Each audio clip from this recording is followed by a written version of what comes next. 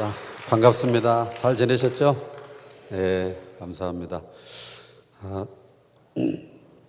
우리 고 목사님 잠깐 일찍 와서 좀 배웠는데 잠깐만 배워도 너무 겸손하시고 권위가 없으시고, 권위가 있으신데 권위적이지 않으시고 겸손하시고, 정말 집안 형님 뵙는 것처럼 또 따뜻하게 저를 격려해 주시고 그래서 너무 따뜻한 마음으로 썼습니다.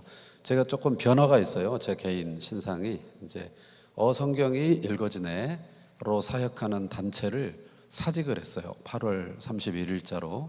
그래서 오늘 뭐 일주일 된 거죠. 그래서 이제 제가 그 다음 사역을 정해놓고 사직을 한 게 아니고 그냥 조금 쉼표를 찍고 싶다. 그래서 먼저 사직을 했기 때문에 이제 아브라함처럼 믿음으로 걸어야 되거든요. 그런데 우리 현철 형님께서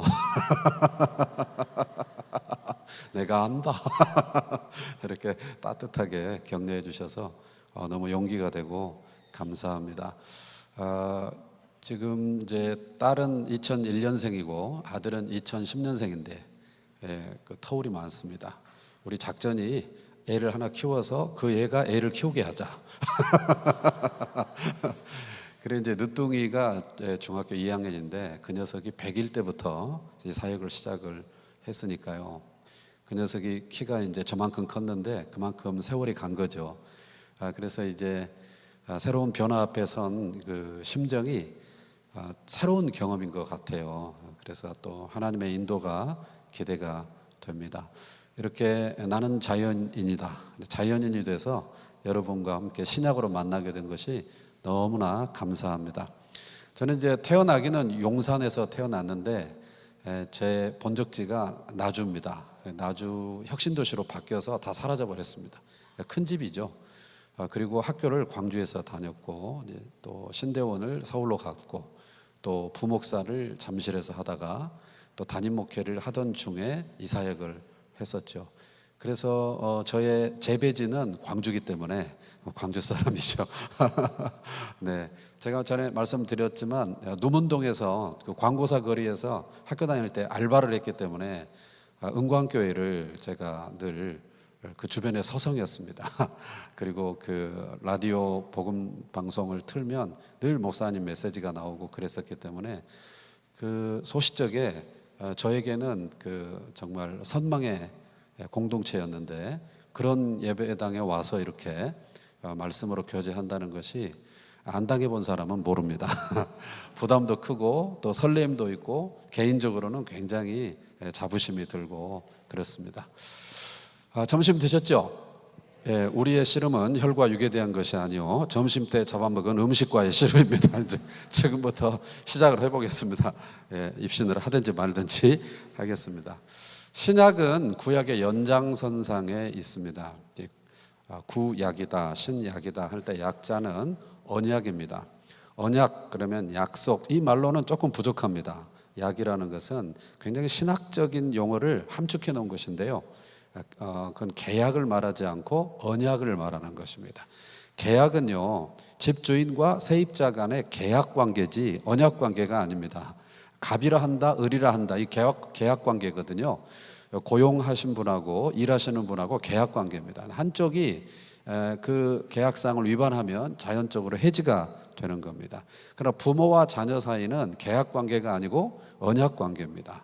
아무리 힘든 일이 있어도 또 서로 대치해도 반목이 생겨도 또 말을 거칠게 해도 이거는 끊을래야 끊을 수가 없는 언약 관계입니다. 성경에서 구약이다 신약이다 할 때 약은 계약을 말하지 않고 언약이다. 철저히 주도권이 하나님께 있습니다. 그래서 구약은 앞으로 구속자 예수 그리스도를 보내서 하나님에게서 끊어져 죄와 사망의 권세 아래에 있는 우리를 이렇게 구속하시겠다는, 그러니까 구속자를 바라본다는 측면에서 옛 언약, 구약이죠. 신약은 그 옛 언약이 가르쳤던 그 약속이 실체가 돼서 우리 안에 실제가 됐다는 측면에서 신약입니다. 그러니까 신약은 독립적으로 존재한다기보다는 구약의 연장선상에 있는 것이죠. 그래서 구약을 지난번에 했지만 다시 짧은 시간에 다시 한번 기억을 상기할 필요가 있습니다. 화면 보시겠습니다. 그래서 걸어서 구약 속으로 먼저 들어가겠습니다.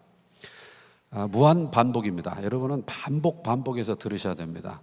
자, 이게 세계 무대인데 빨간 박스, 이게 이제 성경의 주요 무대다. 확대하면 세 대륙이 만나는 지점이 성경 무대다. 오늘날 이런 나라들이 포진돼 있다 그랬어요. 이스라엘, 레바논, 튀르키예, 요르단, 시리아, 이라크, 이집트, 이란, 사우디아라비아, 쿠웨이트. 분쟁도 많고 난민도 많고 늘 또 내전과 전쟁이 끊이지 않는, 지금도 전쟁 상태에 있는 이 땅이 성경의 무대인 것이죠. 자, 여기서 창세기가 시작이 된다 그랬습니다. 창세기를 신화처럼 생각하고 지도와 상관없이 읽는 방식은 위험합니다. 소설이 아니고 지어낸 얘기가 아니고 신화가 아니고 역사에 발을 딛고 있는 실제 팩트다, 히스토리다. 창세기 1장에서 11장도 이렇게 무대가 있는 것입니다. 우리는 언뜻 하나님이 창조하셨다, 뱀이 나와서 얘기를 하고 선악과를 먹었니 안 먹었니 이런 얘기가 신화처럼 여겨져서 우리가 이제 신화인가 보다 생각할 수 있는데, 창세기 11장까지도 분명히 장소가 있는, 공간과 시간이 있는, 스토리가 있는 히스토리다. 여기 이제 큰 두 개의 강이 흐르는데 이게 티그리스 강이죠. 우리 좀 금방 졸릴 수 있으니까 한번 따라해 볼까요? 티그리스 강. 창세기에 히데겔 이렇게 나와 있는 강이고요. 또 하나 겹쳐 흐릅니다. 이것도 따라해 볼까요? 유프라테스. 성경에는 유브라데 이렇게 되어 있습니다. 에덴으로부터 발원했다. 4개의 강이, 그 중에 2개의 강이 현존하고 있어서 이 에덴이 여기 어디 있었을 것이다 이렇게 추정을 합니다. 에덴은 정확히 찾아낼 수가 없고 찾는 것이 의미가 없어요. 그러나 중요한 것은 에덴도 실제했다는 것을 우리가 성경 말씀 그대로 받아들이는 것입니다. 고대 문명은 강을 중심으로 발달합니다. 지금도 강이 적은데 도시가 클 수는 없습니다. 강이 굉장히 중요하죠. 그런데 이 2개의 강에 겹쳐 흐르니 얼마나 비옥하겠습니까? 지금 이렇게 해놓은 이 지역과 그리고 여기를 이렇게 연결을 하면 초승달 모양이 나온다 그래서 비옥한 초승달 지역, 우리가 학교에서 그렇게 배웠던 그 지역인데요. 여기를 메소포타미아, 메조 소프라노 할 때 그 메소입니다. 중앙, 중간. 포테미아는 강을 얘기하니까요. 강 사이 문명, 세계 4대 문명 발상지 중에서도 가장 오래됐다고 학교에서 배우는 이곳이 성경도 출발 지점이다. 그러니까 만나는 것이죠. 그러면 이 문명의 성격을 어떻게 정의할 수 있느냐? 우리가 여러 가지 관점으로 정의할 수 있지만, 그러나 이 메소포타미아 문명을 한마디로 정의하는 단어는 바벨론이다. 따라합시다. 바벨론. 무슨 얘기냐면 창세기 1장에서 11장까지 무슨 이야기가 있죠? 창조. 또 뭐가 있죠? 선악과. 또 뭐가 있죠? 가인, 아벨. 네. 또 뭐가 있죠? 네. 노아, 홍수. 굉장히 비협조적이시네요. 네. 자, 이런 얘기들이 창세기 1장에서 11장에 많이 박혀 있는데 이것들은 다 뭘 얘기합니까? 오리진, 기원을 얘기한다. 시작, in the beginning. 그러니까 세상이 어떻게 시작이 됐는가, 생명은 어디서 왔는가, 그리고 가정은 어떻게 생겼나, 사회는 어떻게 생겼나, 죄는 어디서 왔나, 공동체는 어떻게 생겼나, 이걸 다 보여줍니다. 그런데 선악과 사건으로 하나님은 왕이시다, 신인 관계를 분명히 해야 되는데 따먹었어요. 하나님을 왕 무시하게 된 거죠. 그래서 하나님을 끊어낸 인류의 역사, 그 캐릭터, 그 성분, 그 성격, 그 DNA는 하나님 없는 제국, 바벨론 제국이다. 바벨탑 사건. 우리 이름을 내자, 꼭대기에 이르자, 흩어짐을 면하자. 하나님 없는 제국, 그게 바벨론이에요. 바벨론 그러면 지금 여기 있는 구 바벨론이 있고 나중에 등장할 신 바벨론, 학교에서는 바빌로니아로 배우는 이라크의 뿌리, 이렇게 생각하시면 되겠습니다. 그래서 한마디로 이 메소포타미아 문명 그리고 수메르 문명 초기에 있었던 문명의 성격을 신학적 관점으로 정의하자면 하나님 없는 제국, 그걸 한 단어로 표현해라. 바벨론. 네, 그래서 바벨론은 어디까지 등장하냐? 성경 전체적으로 등장하고요. 제국이 바뀌는데도 바벨론이 자꾸 나옵니다. 그러다가 요한계시록 18장까지 무너졌도다 무너졌도다 큰 성 바벨론이요. 거기까지 등장해요. 왜 그러냐? 옷을 갈아입을 뿐이지 내용은 다 하나님 없는 제국 바벨론이다. 이런 얘기죠. 자, 따라합시다. 바벨론. 네, 자꾸 따라 해주시라고 이렇게 제가 요청하는 거 여러분이 졸릴 수 있기 때문에 못 믿어서 그런다. 믿음이 없어서 강사가 그렇게 불쌍히 여겨주시기 바랍니다. 그래서 이제 하나님은 딜레마죠. 하나님이 시작하셨어요. 이 펜이 제 거가 되려면은 이거를 제가 만들었거나 만든 사람한테 사야 제 거가 될 수 있는데 이 세상을 하나님이 만드셨습니다. 생명도 하나님이 만드셨습니다. 사람도 가정도 모든 걸 하나님 만드셨기 때문에 로드십, 주재권이 하나님께 있습니다. 하나님이 주인이다. 하나님은 왕이시다. 네. 그런데 하나님 끊어내고 부담스러워하고 힘 있는 자를 세워서 짝퉁왕, 무기 무력 폭력을 가진 자를 왕으로 추앙하는 이 나라가 바벨론이기 때문에 하나님은 설 자리가 없으세요. 그래서 하나님께서 거대한 프로젝트를 시작하시는데 이 메소포타미아 수메르 문명 한 복판에 살고 있는 뉴요커 데라의 아들 아브라함을 창세기 12장에서 찾아가시죠. 그래서 하나님께서 뭘 이야기하시느냐? 여호와께서 아브라함에게 이르시되 주권이 여호와에게 있는 나라, 하나님 나라, 제사장 나라, 신정국가 내가 만들 텐데 그러면 뭐가 필요하냐? 주권이 하나님께 있고 그 다음에 국민과 땅이 있어야 이게 나라가 되는데 하나님이 약속을 다 하시는 거죠. 내가 너로 큰 민족을 이루겠다. 내가 내게 지시할 땅, 지금 성경은 보여줄 땅으로 가라. 그때 아브라함이 갈 바를 알지 못했지만 부르신 하나님의 왕권을 인정함으로 순종해서 떠나게 되는 거죠. 여기가 하란이라는 교차로가 있고 여기서 아버지가 돌아가시고 그리고 떠나서 여기서 누구를 낳는다고요? 이삭. 네. 이삭은 쌍둥이를 낳는데 이 계보가 영적인 계보가 누구에게 흘러갑니까? 야곱. 굉장히 비협조적입니다. 자, 야곱은 아들을 몇을 낳습니까? 12. 네. 그 중에 누가 팔려갑니까? 요셉. 자, 그리고 큰 기근 IMF가 옵니다. 그래서 양식 찾아 입애굽을 하는 거죠. 최근에 제가 중미 과테말라를 갔다 왔는데 과테말라 시티에 한인이 5,000명쯤 산대요. 아주 생경한 나라, 우리 가보기 힘든 나라인데 한인이 5,000명이면 이제 한인 많은 동네에서는 적다고 생각하시겠지만 제 생각보다는 많더라고요. 그래서 어떻게 이렇게 여기까지 와서 사신대요. 그래서 IMF 때 많이 가셨대. 여기도 마찬가지. IMF가 오니까 많이 건너간 거예요. 자, 그래서 창세기 50장까지 얘기가 끝난단 말이죠. 자, 그런데 창세기에서 그 다음 성경은 출애굽기 아닙니까? 그 사이에 약 400여 년의 공백, 창출 중간기가 있다. 그 사이에 그 중간기 어떻게 되느냐? 내가 너로 큰 민족을 이루고 하나님 나라의 국민 약 200만의 큰 국민이 만들어졌다. 그러나 그들은 하나님 나라의 백성인데도 불구하고 현실은 이집트 파라오, 성경은 바로 종살이를 하고 있어서 하나님께서 지도자 모세를 준비하시죠. 자, 그런데 여기서 먼저 짚고 갈게. 여기 창세기 11장까지 창세기를 두 파트로 나눈다면 11장과 12장 사이를 나눌 수 있는데 11장까지가 원역사, 초기 인류 일반 역사고 12장부터 아브라함, 이삭, 야곱, 요셉이 등장하는 이때를 족장시대다. 창조시대, 족장시대. 시작. 창조시대, 족장시대. 이 족장시대에 또 한 명의 족장이 욥이 한쪽에 살고 있다. 네. 자, 그리고 400여 년이 흘렀단 말이죠. 자, 이렇게 입애굽을 했어요. 야곱의 약 70여 명의 가족이. 그리고 약 400여 년이 흐르는 동안에 250만 하나님 나라 국민이 생겼죠. 그러나 종살이하죠. 그래서 모세가 준비되죠. 모세가 양자가 되죠. 그래서 몇 년을 삽니까? 잘 모르면 많이 산다. 40년을 삽니다. 자, 그리고 사람을 죽이죠. 탈로가 나죠. 망명을 가죠. 어디로 가는가? 여기로 간다는 것이죠.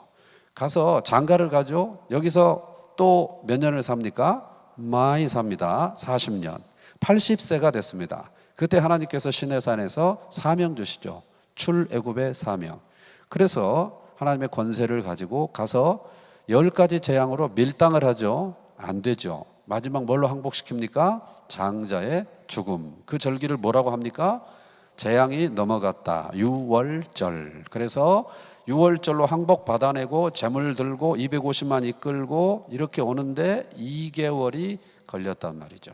2개월이 걸렸어요. 그리고 여기 와서 약 11개월 5일 정도, 약 11개월 체류를 한다. 자, 여기 있을 때는 종이었지만 소속은 있었지만 여기 온 상태는 종은 아닌데 무소속 떼거지 상태, 난민 상태. 그래서 하나님께서 너희 난민 아니야. 너희는 내 백성. 나는 너희 하나님. 아까 제가 언약을 설명을 드렸습니다. 계약이 아니다. 언약이다. 그래서 언약 백성. 언약의 주체가 갑이 누구냐? 하나님이시다. 계약은 가불이 틀어지면 깨지지만 언약은 갑에 의해서 주도적으로 가는 거예요.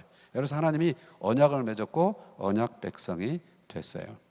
너희가 내 백성이므로 내 통치를 받아야 돼. 뭘로 받을까? 내가 주는 계명을 순종하는 게 내 통치 받는 거야. 그래서 헌법 같은 십계명과 율법을 주신다. 아까 보니까 입애굽을 해가지고 국민이 만들어졌습니다. 그런데 출애굽한 상태에서 뭐가 생겼습니까? 법이 생겼습니다. 국가가 되려면 3가지가 있어야 되는데 벌써 2가지가 갖춰진 거죠. 내가 너희 왕이므로 내가 너희 가운데 왕 노릇을 하겠다. 왕으로서 너희를 건사하겠다. 책임지겠다. 다스리겠다. 통치하겠다. 그러므로 나의 대통령궁, 대통령실, 나의 청와대, 나의 백악관 지어라. 그래서 설계도를 받죠. 설계도대로 식양대로 만들어 봉헌하고 구름 뜨고 끝나는 게 출애굽기다. 자, 이거는 너무 중요한 컨텐츠다. 왜 그러냐? 이 3가지는 하나는 우리는 누구냐 하는 정체성, 그리고 우리는 뭘 위해 살아야 하느냐 하는 사명을 담고 있는 중요 정보이므로 오고 오는 모든 후손에게 누군가는 가르쳐야 되는데 교육 공무원으로 하나님이 콜링한 지파가 레위 지파다. 네. 그래서 창세기 상황의 한쪽에 욥이 있었다 그랬어요. 그렇죠? 네. 자, 그리고 출애굽 상황에 자, 한쪽에 뭐가 있다요? 레위기가 생겼다. 그래서 여기서 국민이 만들어졌고 여기서 법이 만들어졌다. 이제 뭐가 남았다? 땅이 남았다. 자, 그래서 땅이라는 것은 목적지는 여기입니다. 그러나 살고 있는 원주민이 있기 때문에 정복 전쟁이 불가피합니다. 그래서 전쟁은 아무나 할 수 없습니다. 여기서 출발하기 전에 20세 이상 싸움에 나갈 만한 자, 징집 대상을 백성민 셀수 민수 했더니 60만 3,550명이다. 지금 우리나라 안 낳고 있기 때문에 60만이 계속 무너지고 있어서 보통 일이 아니지 않습니까? 60만 대단합니다. 자, 그리고 논산훈련소에서 모여서 다 훈련받고 그리고 우양우 좌양자 다 배우고 나서 이동이다. 그래서 턱밑까지 온 겁니다. 여기가 목적지니까요. 여기서 뭘 하느냐? 전쟁은 정보가 필요해요. 정보에 따라 전략을 세워야 돼요. 그래서 12명의 정탐꾼을 보내게 되고 여호수아 갈렙이 포함되어 있죠. 그래서 단에서 부엘세바까지 40일을 정탐을 하고 와서 보고를 하는데 거인이다, 골리앗이다, 못 해보겠다, 우리는 메뚜기다, 안 된다, 포기하자. 2 교회 오빠 여호수아 갈렙 외에는 다 못한다. 그래서 다수교를 채택을 하고 안 가기로 결정을 하고 하나님이 그 자유의지를 존중해 주셔서 어떻게 됐냐? 40일의 하루를 1년으로 환산해서 몇 년이 됩니까? 40년 광야 생활을 결정을 꽝꽝꽝 하게 된다. 그리고 여기 오는 시간이 있었고 또 이렇게 가는 시간이 있을 것이기 때문에 여기 순수하게 머문 시간은 약 38년을 바란 광야 가데스 바네아에서 하나님의 사명에서 끊어진 채 그냥 먹다 죽게 된다 그랬어요.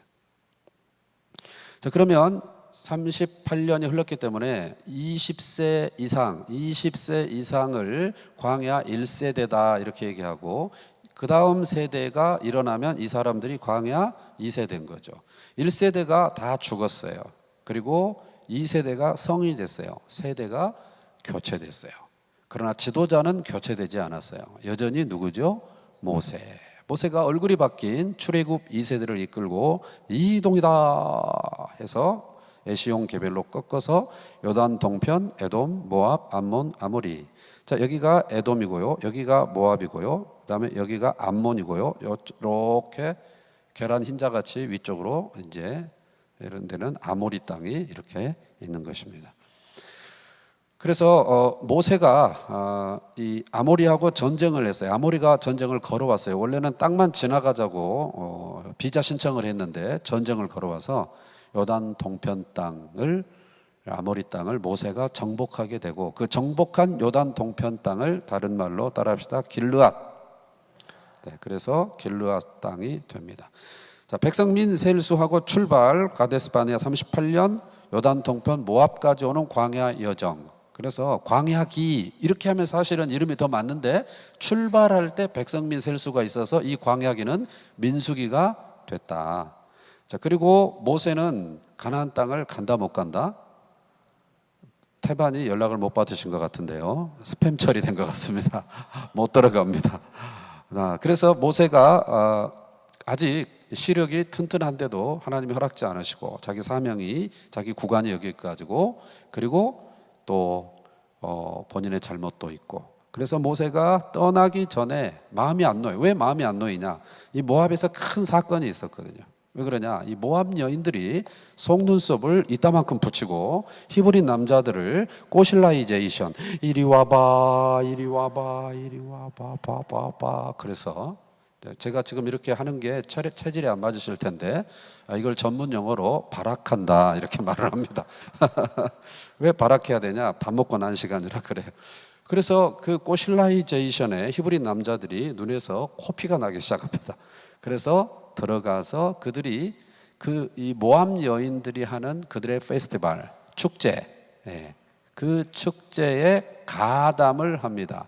그 축제는 그냥 단순한 축제가 아니고 바알을 섬기는 축제입니다.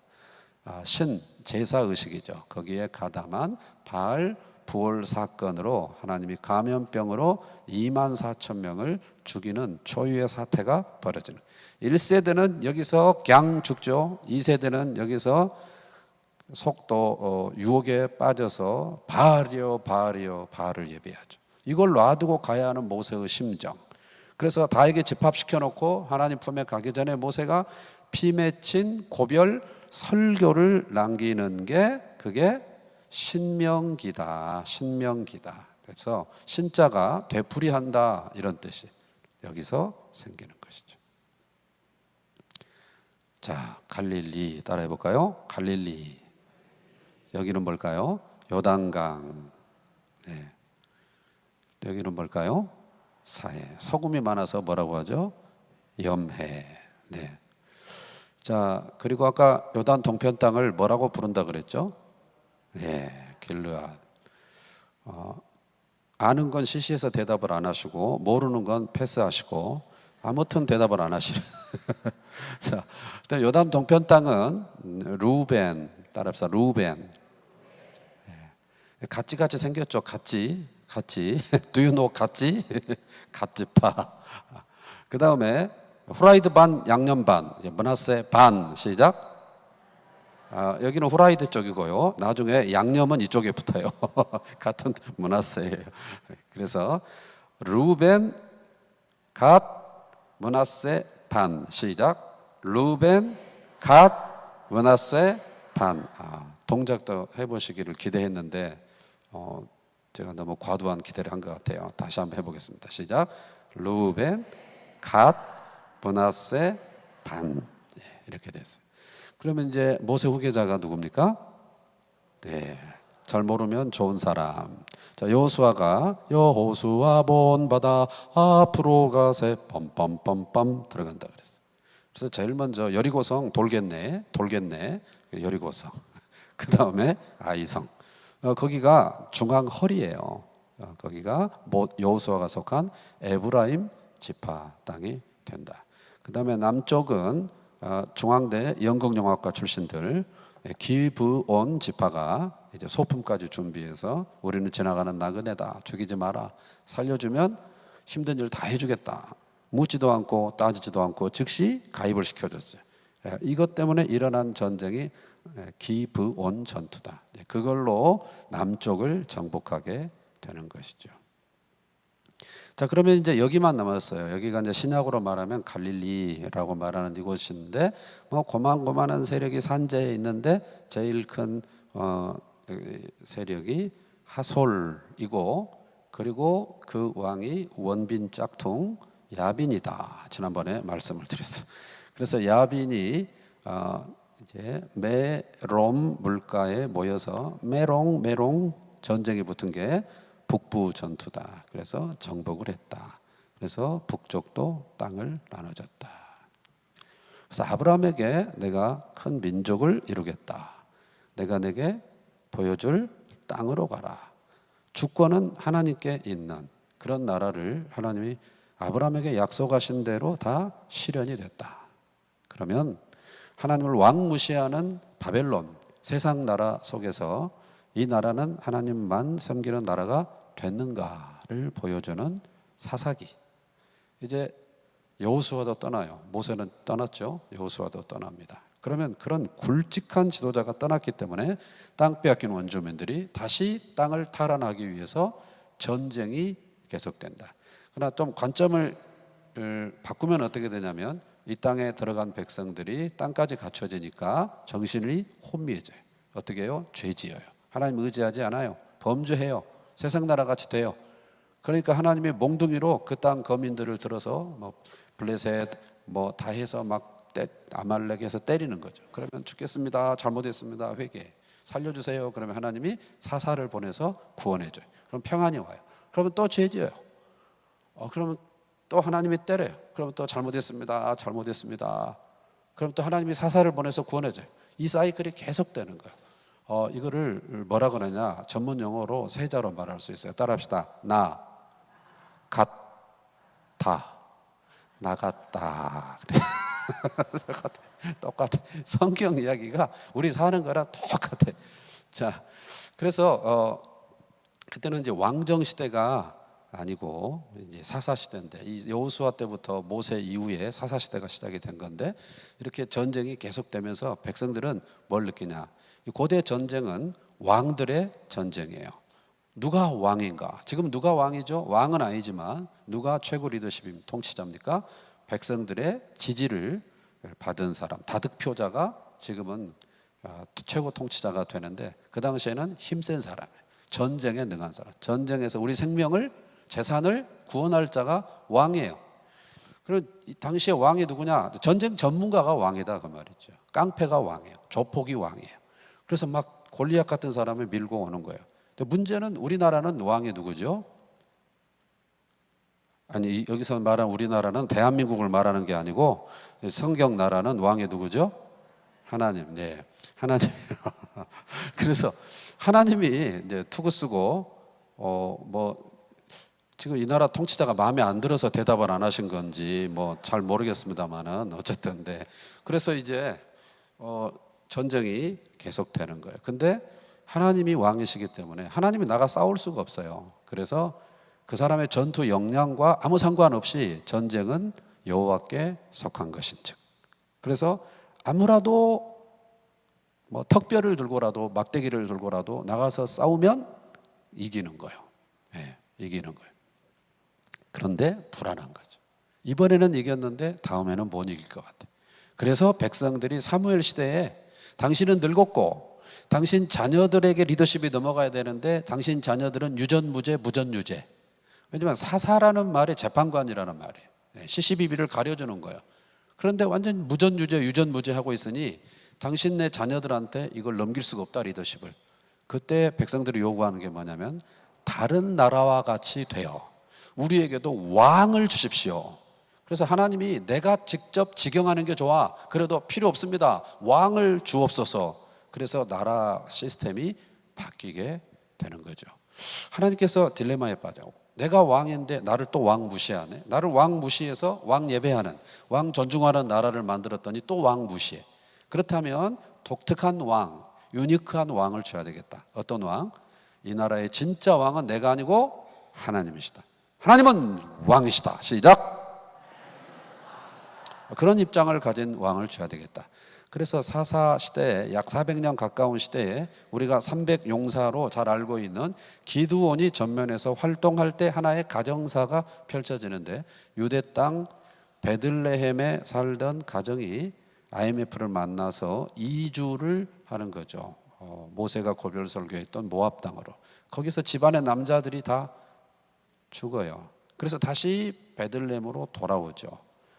돌아올 때 홀로 된 며느리들한테 각자 갈 길을 가라 그랬는데, 어머니의 하나님이 나의 하나님이십니다. 따라와서 추수 끝난 밭에서 이삭을 줍고 있는 것을 한 남자가 보아스요. 기억나죠? 네, 보아스랑 결혼을 해. 그게 누굽니까? 나오미의 며느리 룻이죠. 그 사이에 오벳, 그 오벳이 누구를 낳죠? 이세. 그 이세가 난 3세가 누구다? 다윗이다. 창세기 앞부분은 아브라함을 조준하고 흘러갔고, 그 다음에 사사기는 누구를 찾아내고 있어요? 다윗을 조준하고 흘러가고 있다. 그래서 그 다윗이 출현하기 전에 누가 먼저 왕정 시대 초대 왕이 됩니까? 사울입니다.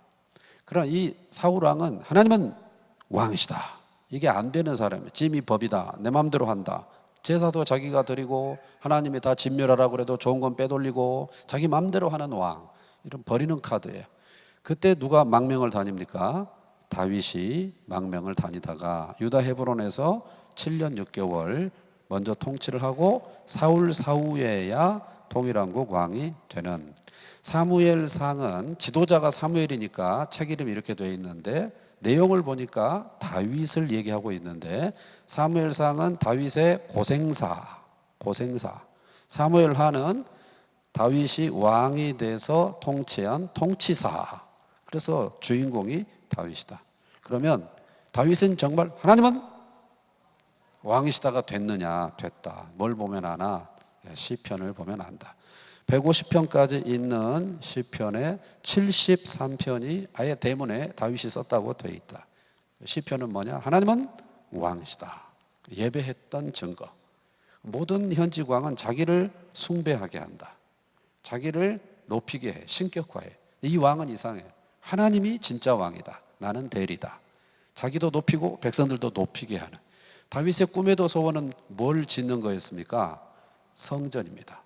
성전은 뭘 뜻합니까? 하나님의 통치 좌소. 하나님은 왕이시다. 건물로, 공간으로 드러낸다. 모든 현직 왕은 자기 왕국만 지으려고 정신이 없어요. 그런데 이 왕은 나는 대리 통치자라도 백향목궁에 거하는데 진짜 왕이신 하나님의 임재와 통치의 상징인 언약궤가 휘장 가운데 있는 걸 힘들어해요.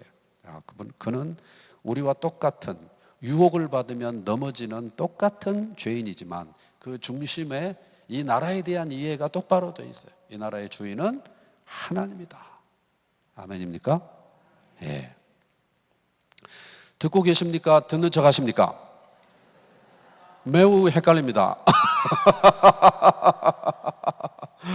자, 그래서 이 시간 이후로는 이제 왕들의 치정을 평가하는 기준이 그의 경제적 공헌, 군사적 공헌 아니고 신학적 입장입니다.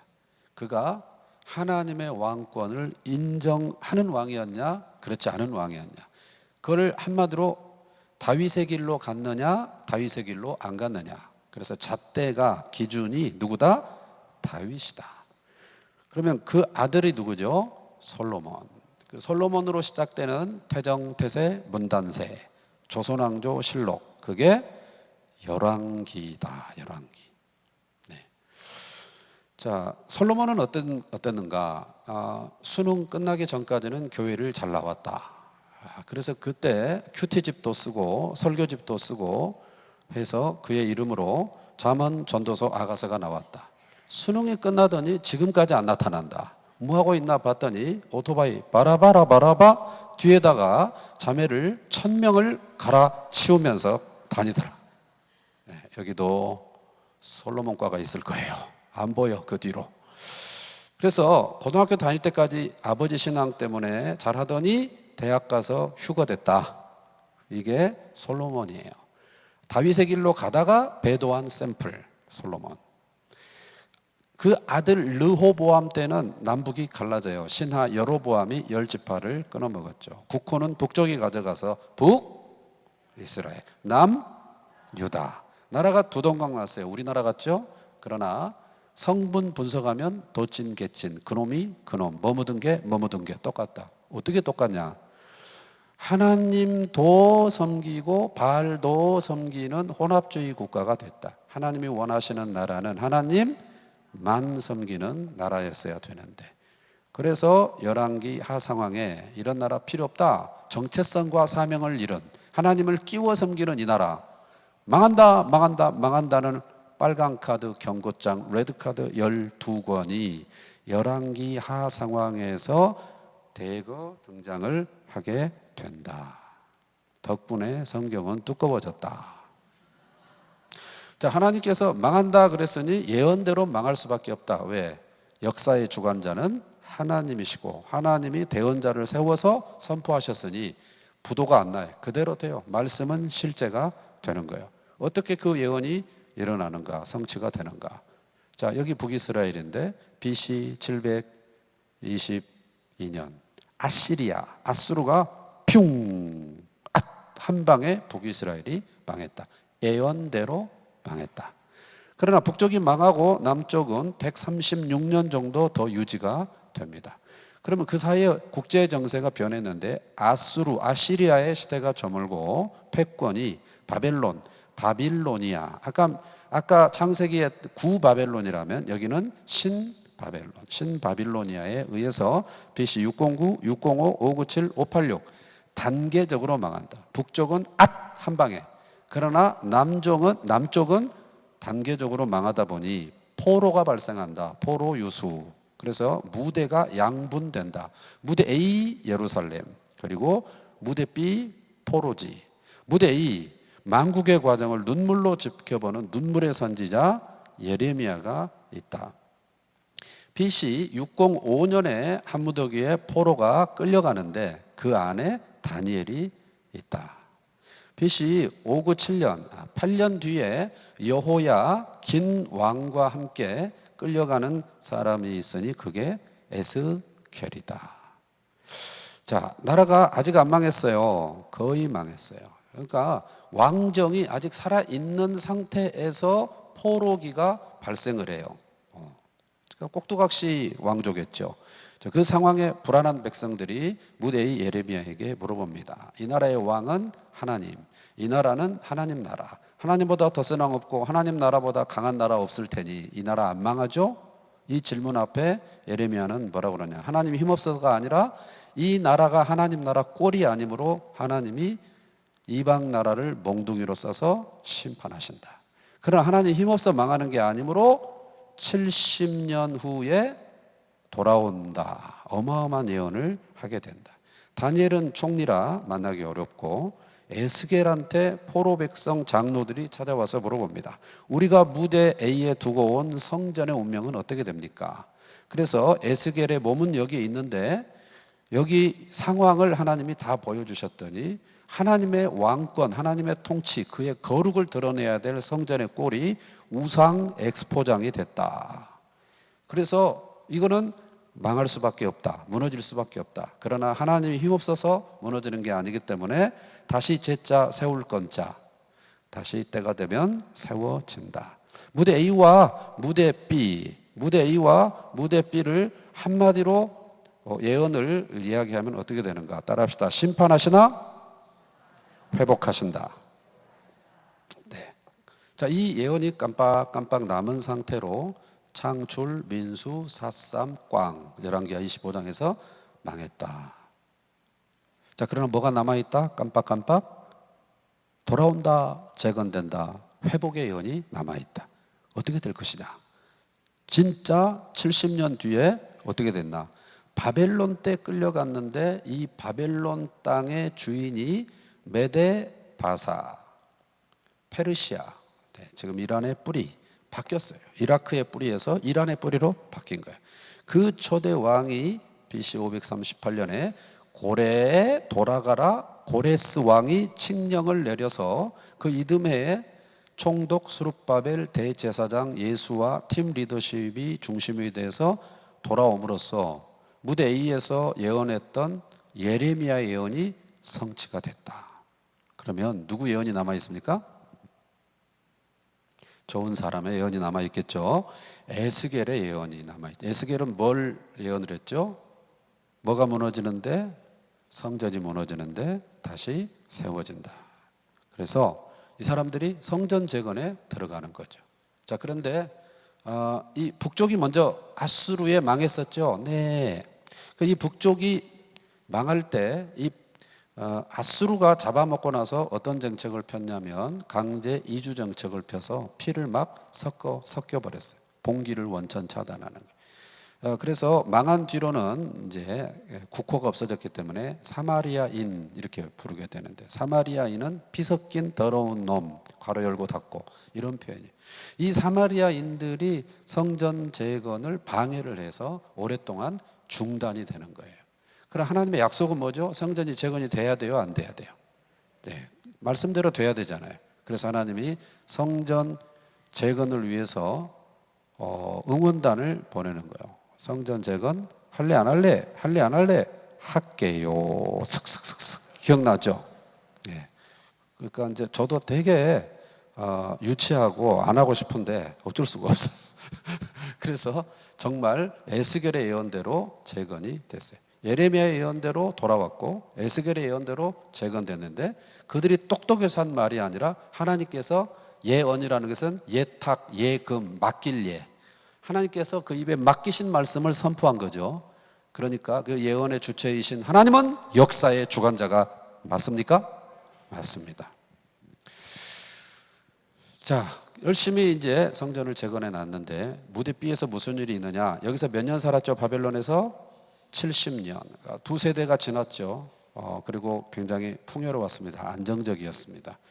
그래서 쫓아낸 게 아니고 돌아가도 좋다 이런 거였어요. 그러니까 대부분이 여기 남아 있어요. 거기서 일어난 큰 사건, 교만한 하만이 유대인을 죽이려고 모략을 꾸몄고 그 모략을 모르드게가 알고 아무도 모르게 에스더와 애써서 죽으면 죽으리라. 무슨 사건? 에스더 사건이 무대 B에 있었다. 아하수에로 왕이 딴따단딴딴 잔치하다가 자기 부인을 불렀는데 와스디, 내가 왜 가야 돼? 그래서 잘렸다. 그래서 누구를 할까 찾다가 누가 뽑혔다? 에스더가. 왜 뽑혔다? 예뻐서. 따라합시다. 나갔다. 정신이 나갔다. 그래서 이쁜 사람 나라를 구하더라. 알아, 쓸데없다. 이런 말 하면 된다 안 된다? 안 된다. 그래서 나라가 어려우면 다 내 탓이다 생각을 했어요. 그래서 이 사건이 있었고, 어쩌면 이 사건을 경험한 사람 중에 누가 있다? 이름이 비슷한 학사, 제사장, 에스라. 태어나 보니 우리는 포로 돼 있고 나는 포로 후손이고, 이걸 당연하게 생각하지 않고 어떻게 이 나라가 생겼나, 자초지종, 역사, 어디서 잘못됐나, 원인이 무엇인가, 나는 어디고 여기는 어디고 난 뭘 해야 되는가, 역사의식에 눈을 뜨고 그래, 이 나라는 하나님의 나라, 다윗의 때로 돌아가야 되는구나, 내가 이걸 가서 가르쳐야 되겠다 결심.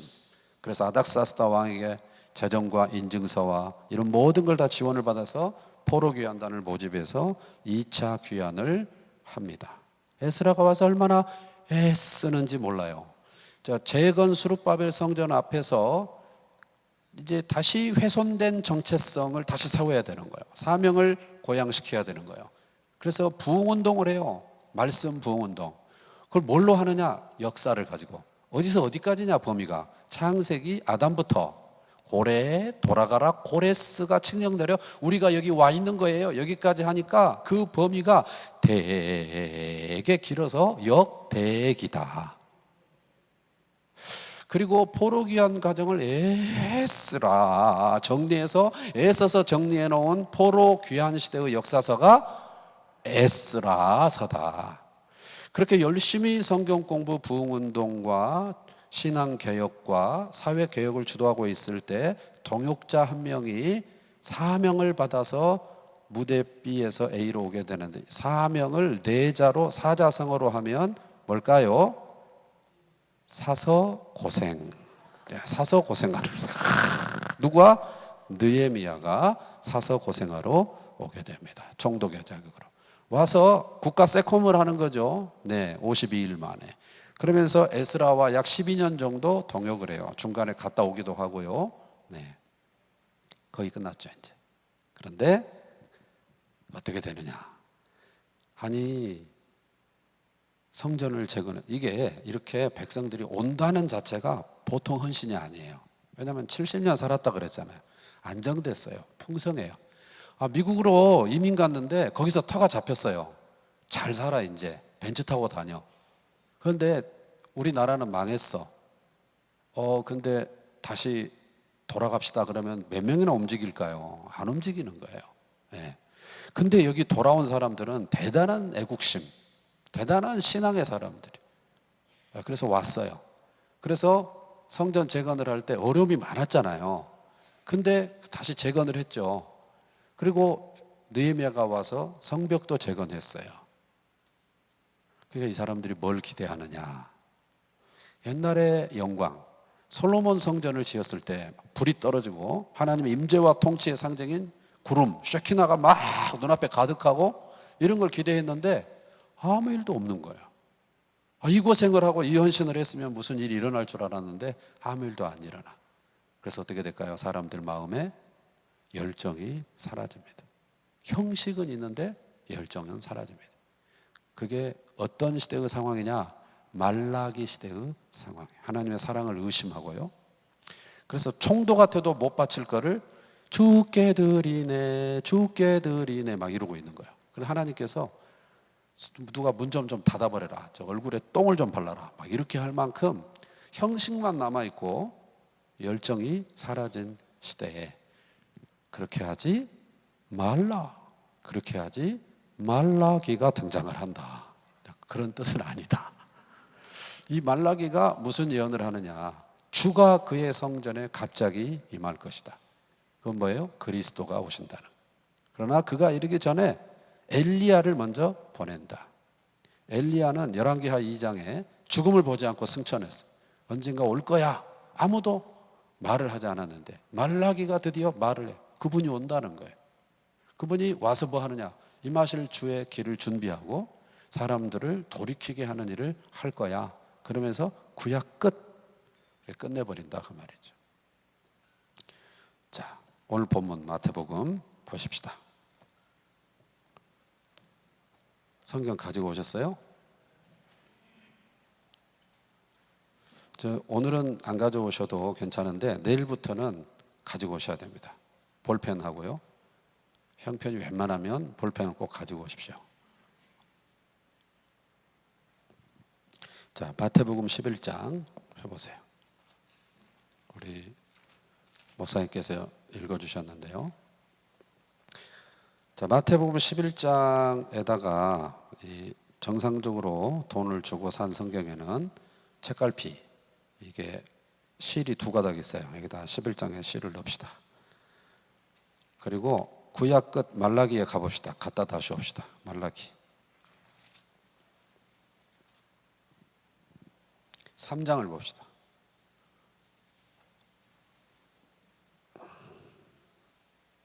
1절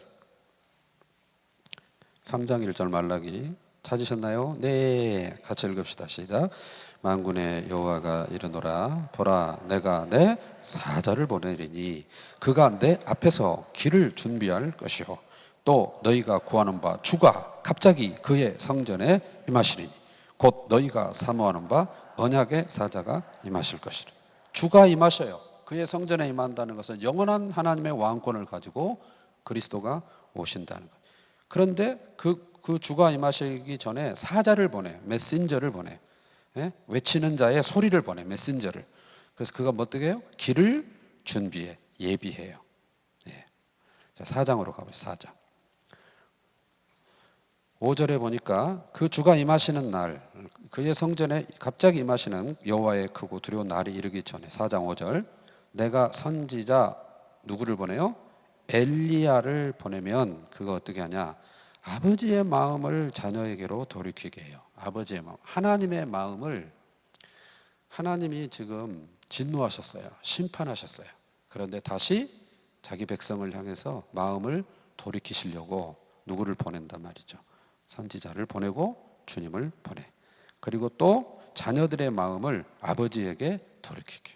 하나님을 떠나서 돌 같은 마음을 제하고 부드러운 마음을 가지고 다시 하나님 앞에 나오게 하기 위해서 그 일을 하겠다.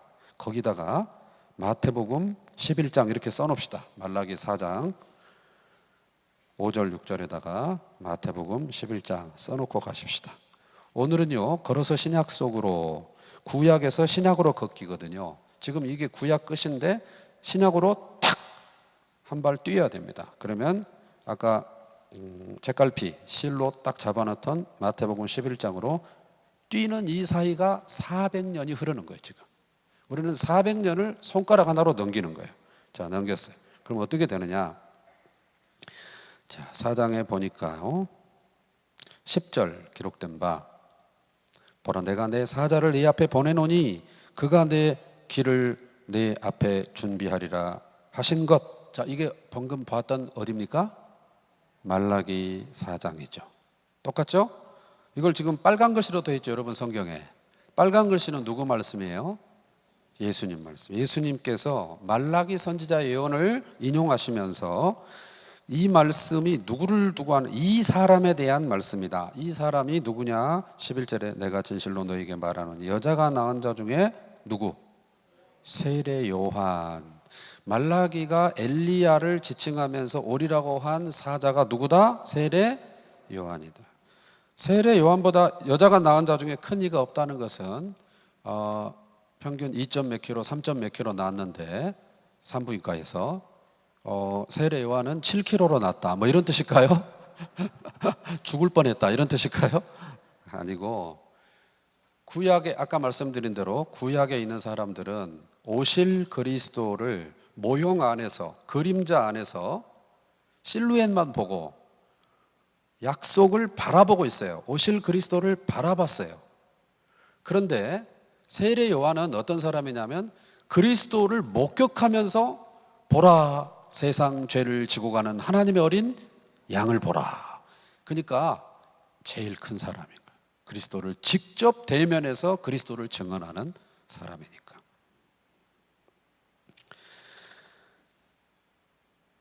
13절 모든 선지자와 율법은 밑줄 쳐놓고 구약 이렇게 써놓으시면 됩니다. 구약을 표현하는 표현이 다양하게 있는데 모든 선지자와 율법, 율법은 토라, 모세 오경을 말하고 선지자, 선지서를 말해요. 그러니까 구약을 다르게 표현합니다. 구약의 예언은 즉 구약의 범위 어디까지를 구약으로 잡을 거냐? 예수님은 어디까지라고 말했어요? 요한까지다. 자, 우리는 구약을 어디까지 끝냈냐면 말라기까지가 구약이고 마태복음부터 신약이지 이렇게 했는데 틀린 게 아니죠. 그런데 그 말라기가 누구를 예고하고 끝냈냐면 엘리야의 실체는 누구? 세례 요한. 그러니까 말라기로 구약의 책 목록은 끝났지만 시대는 구약 시대를 예수님은 어디까지 봤냐면 세례 요한의 출현까지, 즉 예수님이 오시기 이전 비포 크라이스트 여기까지를 구약으로 정의를 해 주셨다.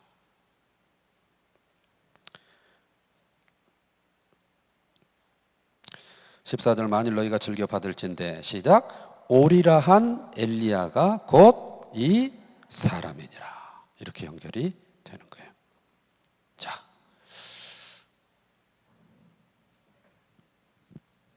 앞에 보십시오. 이제 그러면 지금 말라기에서 마태복음까지 오는 사이가 지금 이렇게 손가락으로 샥 넘기면서 끝났는데 그 사이를 좀 우리가 정리를 하겠습니다.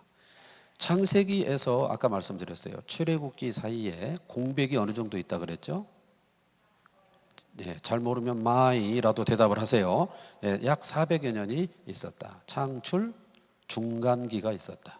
자, 마찬가지로 구약의 끝 예언서인 말라기와 신약의 처음 책, 어쨌든 우리가 이렇게 재본된 순서대로 마태복음 사이에도 신구약 약 400여 년의 중간기가 있다. 네. 여기가 사각지대인 거예요. 우리 운전하다 보면 사각지대가 이렇게 안 잡혀가지고 깜짝 놀라고 접촉사고가 나고 그렇지 않습니까? 그러면 거기다가 독특한 더 확장된 거울을 붙여가지고 이렇게 보지 않습니까? 오늘 우리가 그 일을 해야 되는 것입니다. 이 사각지대, 이 400년, 구약에서 신약으로 넘어가는 이 400년의 성경이 없으니까 굳이 공부할 필요가 없겠네요. 네, 뭐 구원받는 데 아무 지장이 없어요. 그러나 신약을 입체적으로 이해하는 데는 이 400년에 대한 개략적인 이해가 있으면 훨씬 더 풍성합니다. 그래서 이 기간을 봐야 되는데, 그럼 이 400년을 한 큐의 전문 용어죠. 한 큐에 정리해주는 이미지, 그림이 하나 있어요. 그게 뭐냐? 이거예요. 금신상. 다니엘 2장에 나오죠. 다니엘 2장에 바벨론 왕 느부갓네살이 그 당시 그쪽 지역을 다 제패하고 이제 내가 왕이다 이러고 있는데 하나님이 꿈을 통해서 말을 걸어주셨는데 그게 뭐냐? 그걸 다니엘이 해석을 하죠. 자, 당신의 나라는 머리입니다. 금입니다. 아, 이게 무슨 나라라고요? 바벨론. 여기서 중요한 거는요, 왜 금일까? 이런 게 아니라 여기서 여기까지다. 구간이 있다. 기한이 있다. 유통기한이 있어요. 영원하지 않아, 이 나라는. 다니엘이 이 꿈을 해석하면서 무슨 말을 합니까? 꿈의 해석은 누구에게 있다? 하나님께 있다. 그 말은 이 꿈 자체가 여름에 물조심, 겨울에 불조심, 숭구리당당, 숭당당 이런 꿈이 아니고 역사의 물줄기가 어떻게 가느냐에 관한 꿈이기 때문에 꿈의 해석은 여호와께 있다는 말은 역사를 주도하시는 분은 하나님이십니다. 하나님의 손에 있습니다. 그런 말이에요. 그래서 그 하나님이 당신이 세계를 잡아먹고 세계의 역사를 주무를 것 같은데 그건 착각이고, 그 하나님이 역사의 시나리오를 말씀하셨는데 당신 나라는 요거밖에 안 됩니다. 그러나 지금 언뜻 볼 때 패전국 왕처럼 보이는 하나님은 패전국 왕이 아니고 심판을 이행하실 때 당신 나라를 도구로 쓴 것뿐이다. 그래서 하나님은 그 다음 나라도 알고 계신다. 그 다음 나라가 가슴과 두 팔이에요. 은이다, 은. 어떤 나라죠? 지금 이집트, 아시리아, 그 다음에 바빌로니아, 그 다음에 페르시아. 이게 이제 이 바사. 그래서 이거를 우리가 다양하게 부르죠. 메데 바사 이렇게도 부르고 바사국 이렇게도 부르고 학교에서는 페르시아 자 이렇게 부르는 이 나라다. 근데 그 나라도 영원하잖아요. 딱 정해져 있어요. 예. 그런데 하나님은 그 다음 나라를 알고 계세요. 그분이 역사의 주관자이시거든요. 이게 여기죠. 복근. 자, 이 미스터 복근 식스팩 그게 누구냐? 알렉산더의 그리스. 그리스를 헬라 이렇게 말한다. 헬라. 네. 오스트레일리아를 호주 이렇게 하듯이, 네. 잉글랜드를 영국 하듯이 헬라다. 헬라. 근데 그 나라도 영원하지 않고 유통기한이 있어요. 기한이 있어요. 근데 하나님은 그 다음 나라도 알고 계신다. 무슨 나라냐? 다리 철로 돼 있어요. 이게 로마다. 로마. 이와 같이 계속되는 역사 속에서 제국의 행렬은 계속되고 어떤 나라도 영원하지 않고 잠깐 부상하다가 사라지고 부상하다 사라진다. 스페인이 영원할 것 같았지만 끝. 영국이 영원할 것 같았지만 물론 영국이 힘이 있지만 해가 지지 않는 나라라는 말은 사라졌어요. 지금은 미국이 주도하는데 또 중국이 위협하고 계속 제국의 행렬은 바뀐단 말이에요. 무엇이 영원한가? 세상 나라는 영원하지 않다. 사람의 손에 의하지 않는 떠인 돌이 나타나서 다리를 때려요. 로마 시대에 나타나요. 떠인 돌. 그래서 이거는 온데간데 없어져요. 그런데 이 신상을 부신 그 돌은 태산을 이루어 영원해요. 로마 시대에 영원한 하나님의 나라의 왕권을 가지고 오신 The Son of Man, 인자의 출현. 그래서 하나님 나라는 영원하고 세상 나라는 영원하지 않다는 이거를 다니엘 2장에서 우리가 볼 수 있단 말이죠. 그러면 여러분 바벨론 때 끌려갔단 말이죠. 페르시아 때 고레 돌아가라 고레스가 있었어요. 이걸로 끝났어. 구약이. 신약 무대 예수님 때는 배경 제국이 어디입니까? 로마예요. 로마. 그런데 성경은 그 사이에 헬라, 그리스의 시대에 알렉산더, 성경에 알렉산더라는 말이 이렇게 문자적으로는 없어요. 그런데 누가 봐도 이 사람은 알렉산더를 말하는구나. 다 예언이 다 돼 있어요. 그래서 요대로 흘러간다. 바벨론, 페르시아, 헬라, 로마. 자, 하겠습니다. 바벨론, 바사. 자, 식스팩은 누구요? 헬라. 그 다음에 다리는 로마. 자, 바벨론, 바사, 헬라, 로마. 시작. 네. 자, 그러면 이제 그 순서대로 보겠습니다. 이제 바벨론이 등장을 하는데 먼저 바벨론 전이 아까 아수르, 아시리아가 있었다 그랬죠. 이 아시리아가 어디를 잡아먹었다 그랬어요? 북이스라엘을 잡아먹었다 그랬잖아요. 이게 BC 722년입니다. 아수르는 엄청난 강대국이었습니다. 역사가들이 아시리아에 대해서 말하는 걸 보면은 주전 800년대에요. 보병이 170만, 기병이 20만, 전차가 1600대. 웬만하면 안 놀라시는 국민 여러분, 이거는 국방비에 1000조를 투입한다는 천조국, 미국을 그렇게 표현을 하는데 그 당시에 천조국인 거예요. 아수르가. 그런데 아수르는 그렇게 국방 천조국일 뿐만 아니라 잔인하기가 이를 데 없었습니다. 그 아수르 왕 중에 이런 왕이 있어요. 얼마나 이름이 어려운지. 시작. 한 10번만 논스톱으로 하면 방언의 역사를 경험하게 될 것입니다. 아슈르 나시르파리 무쇠팔이에요.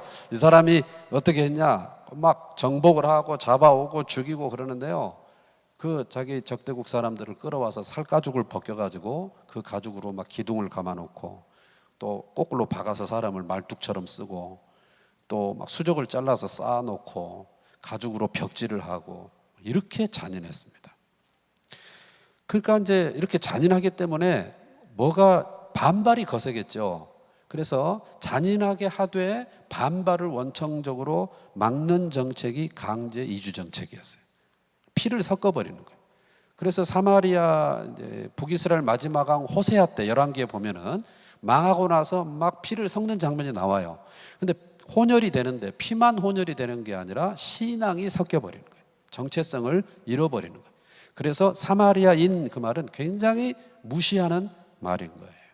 자, 그 상태가 지나서 그 다음에 이제 바벨론이 등장을 한 거죠. 아수르가 그렇게 북이스라엘을 잡아먹고 사마리아인으로 남은 상황으로부터 약 136년이 지난 상태가 됐어요. 그래서 이제 바벨론에 의해서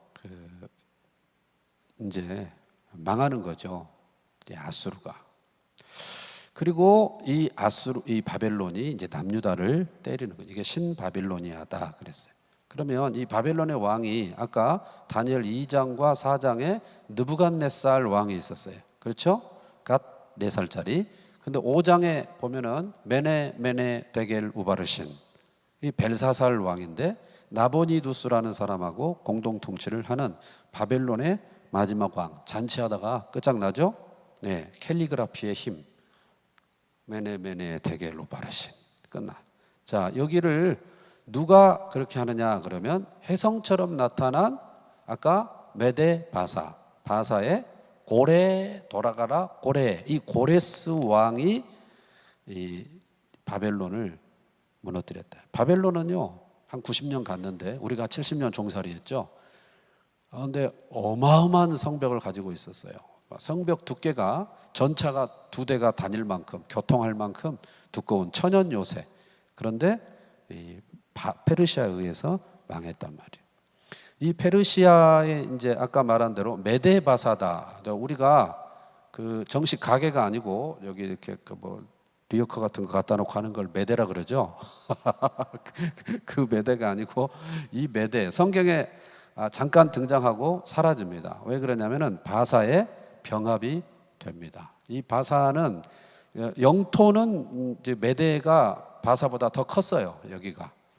그런데 더 영토가 넓은 메데가 바사의 병합이 되는 것은 리더십 때문입니다. 이 고레스가 굉장히 뛰어난 사람이에요. 특출했던 사람입니다.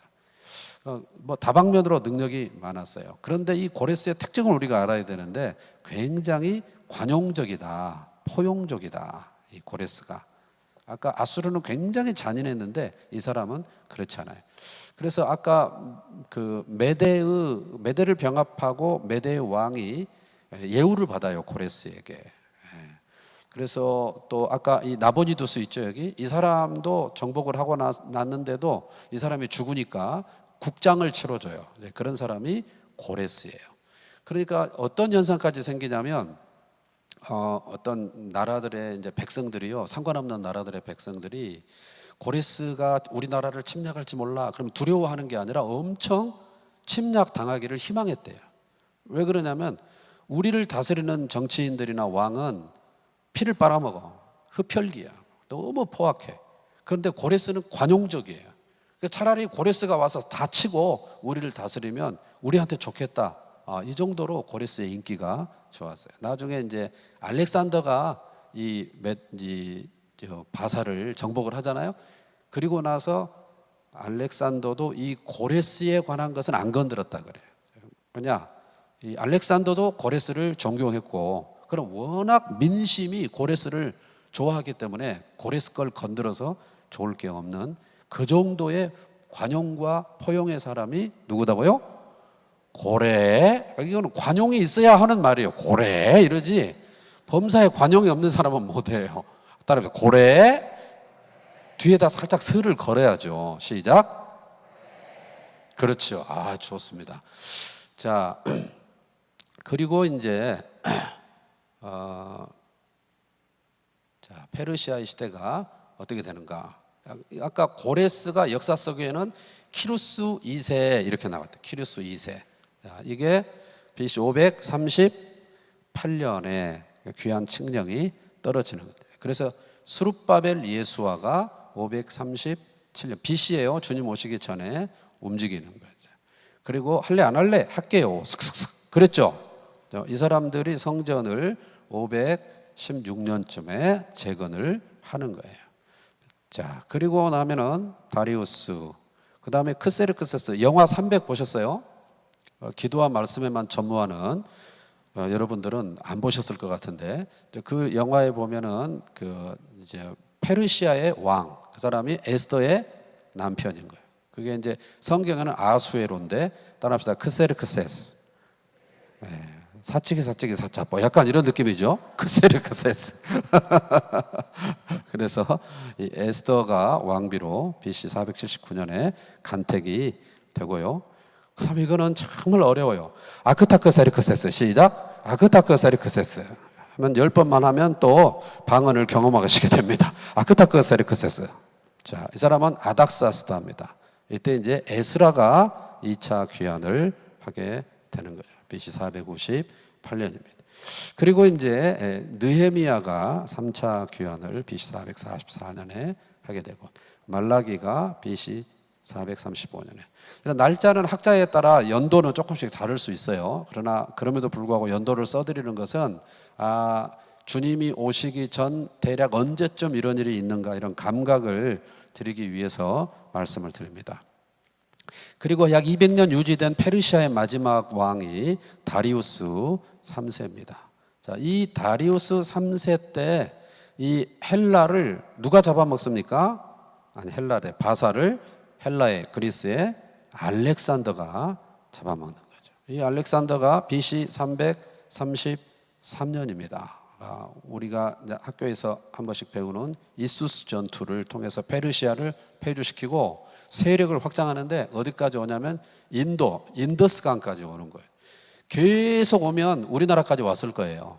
그런데 전쟁이 장기화되고 너무 고향을 멀리 떠나니까 백성들이 군사들이 향수병이 걸려요.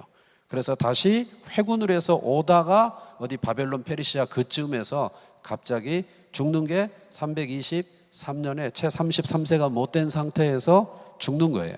근데 이 알렉산더는요, 누구냐 그러면 아리스토텔레스, 자기 아버지가 개인 교사를 붙였는데 개인 교사의 클래스가 장난이 아니에요. 아리스토텔레스에게 배워요. 이 사람에게 헬라어도 배우고 그리고 이 사람에게 철학도 배워요.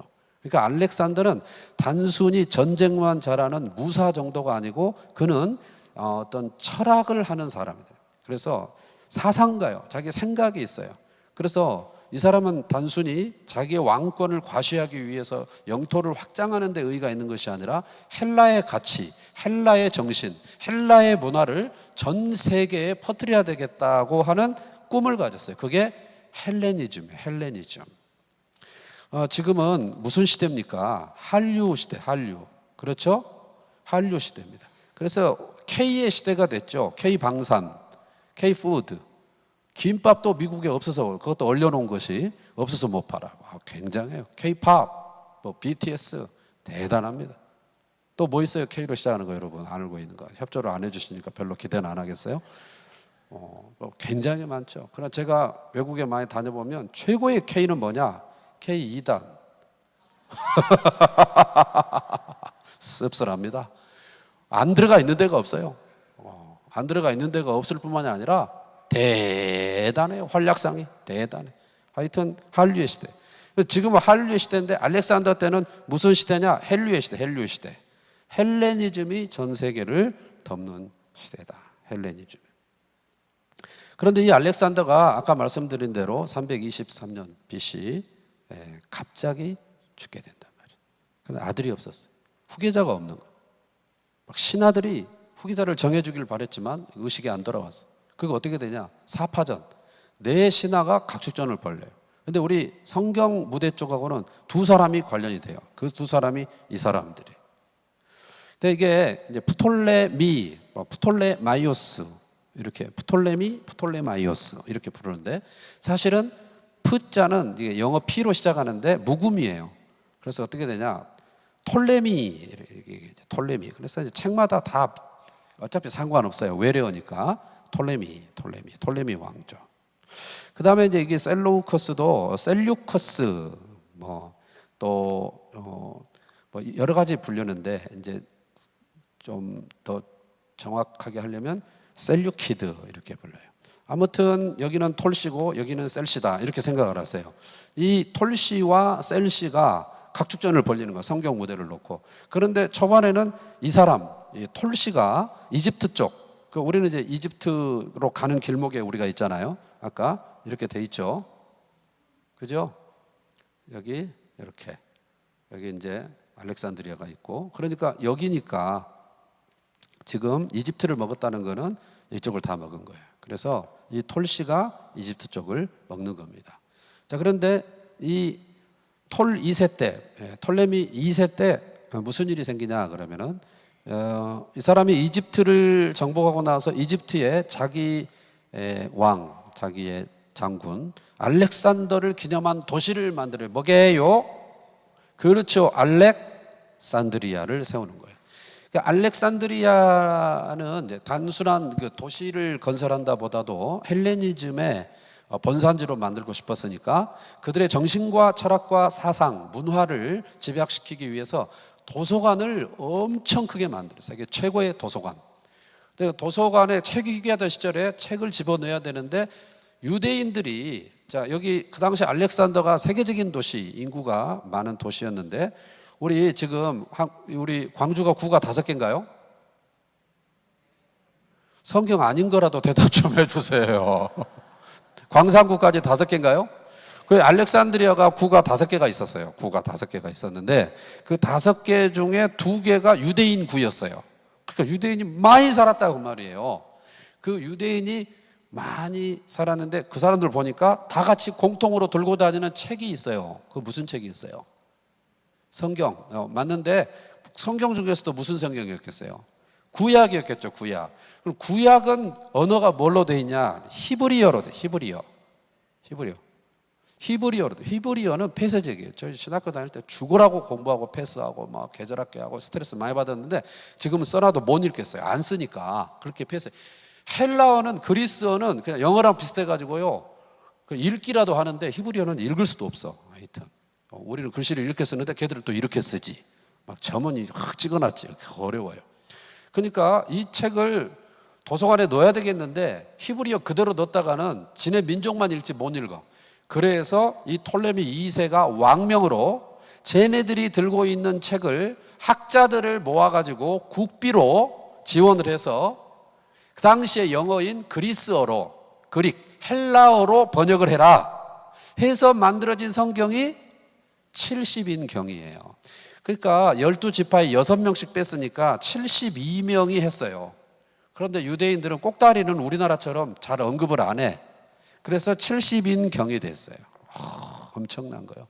그러니까 이 덕분에 어떻게 됐냐면은 신약시대에 오면 사람들이 이거를 구약을 당시의 공용어로 읽을 수 있게 되는 거고, 그 다음에 신약성경 저자들이 신약성경을 쓸 때 자기들이 쓰는 게 성경이 될지도 모르고 썼겠죠. 그런데 구약을 인용을 해. 근데 구약 히브리어가 그리스어로 번역이 돼 있었기 때문에 인용을 팍팍 할 수 있었던 거를 보이지 않는 손 하나님이 이 톨레미 왕조를 통해서 그 일을 하셨다고 말해요. 우연이 없어요. 참새 한 마리도 우연이 아니에요. 떨어지는 게 하나님이 다 섭리하셨어요. 만약에 아까 푸씨가 있고 셀씨가 있었는데 셀씨가 먼저 먹었으면 이런 일이 된다는 보장이 없어요. 푸씨가 먼저 먹었고 그 다음에 자기 스승 알렉산더의, 자기 상관 알렉산더의 헬레니즘에 꽂혀 있었고, 그러니까 알렉산더는 갔어도 그 부하들에 의해서 헬레니즘은 계속 퍼지고 있는 상황이다. 성경이 번역됐다.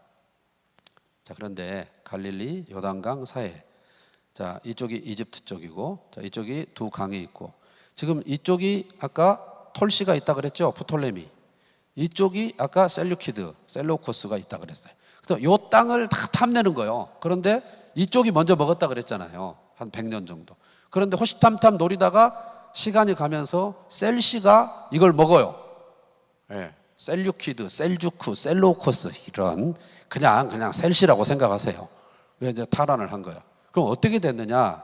그러면은 안티오쿠스 왕조인데, 이 안티오쿠스 왕이 3세가 있고 4세가 있어요.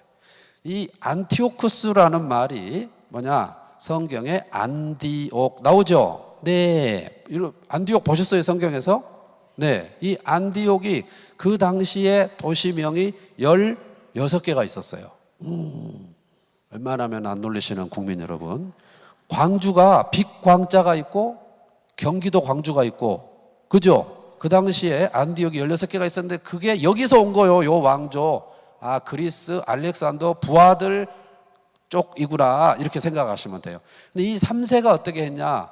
유대인들을 엄청 따뜻하게 햇볕 정책 잘해준 거예요. 그냥 막 세금도 면제해주고 너무너무 잘해줬어요.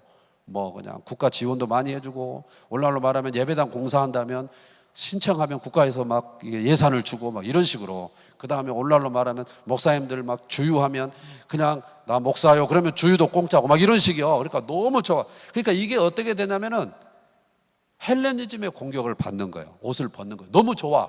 헬라가 너무 잘해주는 거예요. 그러니까 원래 이 사람들은 헤브라이즘인데 헤브라이즘이 점점 약화되고 헬레니즘이 너무 좋은 거예요.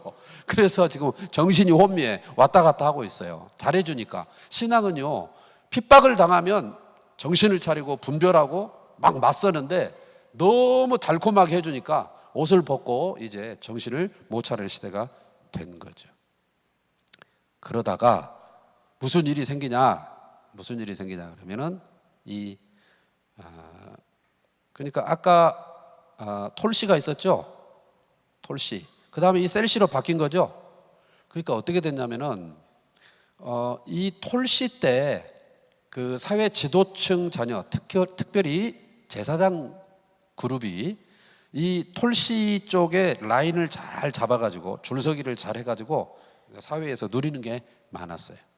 그런데 갑자기 이 셀로 바뀐 거예요. 그러니까 어떻게 하냐면 다시 줄을 서야 돼. 다시 줄을 서야 돼서 골프장을 다니는 거예요. 여러분, 골프가 푸른 초장 쉴만한 물가로 지팡이와 막대기를 들고 나가서 이 치는 골프 알죠? 이 골프가 단순히 운동이 아니고 사회 네트워크를 넓히는 사교의 장이단 말이에요. 비즈니스 하는 사람들은 싫든 좋든 해서 거기서 뭐 사업을 따내기도 하고, 정치하는 사람들도 거기서 뭐 하고, 뭐 하여튼 다 그렇게 해.